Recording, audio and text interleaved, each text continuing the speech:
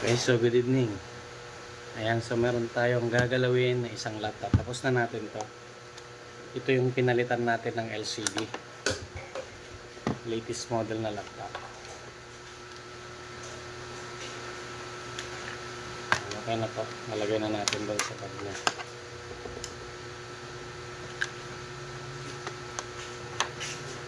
Abot mo nga yun din. Yung isang laptop doon na ayusin ko. When? Yung charger niya. Ayaw daw mag-power on yan, Lenovo. Baka yung cable. Tap natin to. Itong isa. Yung charger niya muna.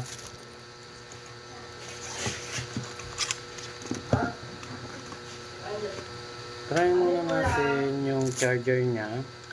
So, basic troubleshooting muna tayo. Tapos muna natin yung laptop. So, ito yung laptop natin. Ayan. So, another repair, another day. Ayan. Okay. Ito yung laptop. Ano yun? Tanggalan yung ano niya. Bakit ayaw mag-power on kaya nito? Ano kaya ang naging problema? Nagpa-power on siya. Kalukuhan naman to. Meron namang display. Low-bat lang kaya. Ayun o. Meron o. Nag-power on kanina. Ayan o. Meron naman atang display. Merong display. Pinalitan ko to bago LCD niya eh. Ayaw niyang magtuloy. Problema. What happened? Try muna nating i-test itong charger niya kung mayroong output na 19 volts. Check muna natin. Baka kasi walang output ito.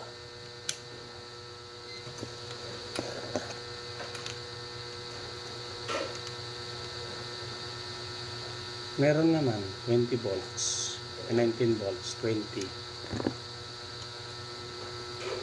Happen, bakit wala? Charging naman siya. Ayun o, charging, may ilaw. Power on natin.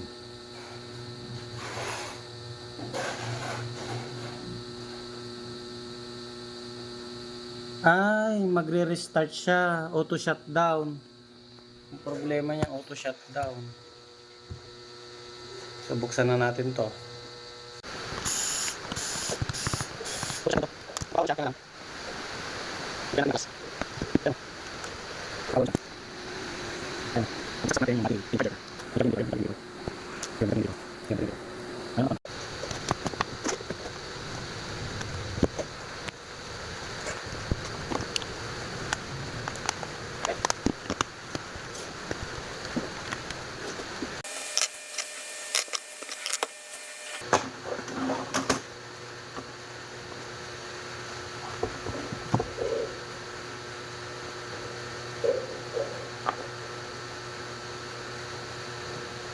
Try muna nating tanggalin yung ano niya, keyboard, i-bypass natin.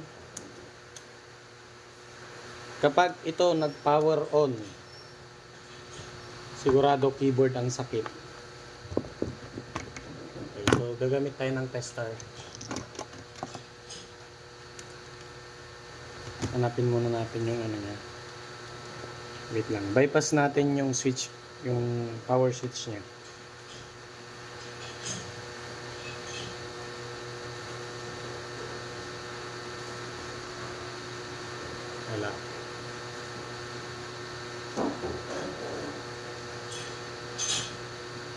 Wala.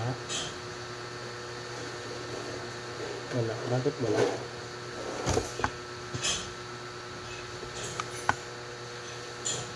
Try natin i-bypass.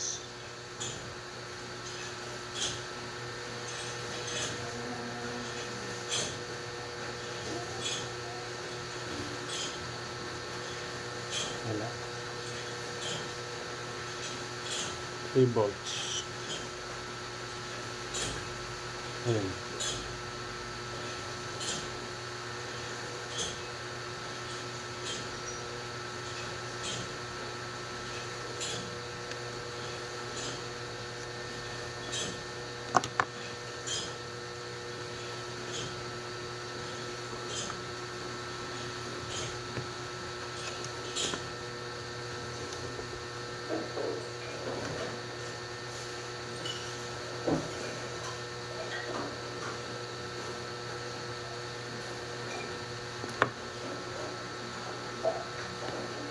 Ayan, so nag-power on na siya.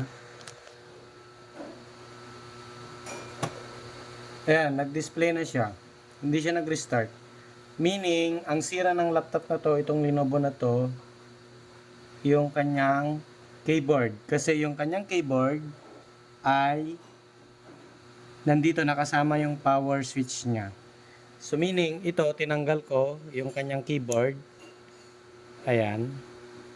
Grounded yan. Kailangan nang palitan yung keyboard. So, kung nung binaypass ko siya nag-power on, ayan, nag-steady siya, oh. Ayan, okay na. Kapag gagamitin natin yung keyboard niya, keyboard niya, ay hindi siya magtutuloy. Auto-restart siya. Ayan, okay na, oh. So, palitin yung keyboard nito. Matic.